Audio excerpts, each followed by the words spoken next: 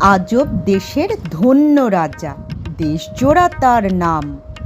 বসলে বলে হাট রে তোরা, চললে বলে থাম।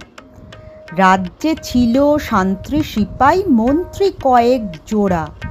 হাতি সালে হাতি ছিল, ঘোড়া সালে ঘোড়া। গাছের ডালে সুখসারীদের গল্প ছিল কত। গল্পে তাদের রাজার কথা ফুটত খইয়ের মতো।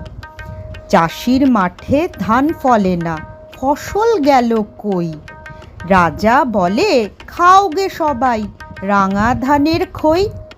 রাঙা ধানের খই পাবো কই, বলল দেশের প্রজা।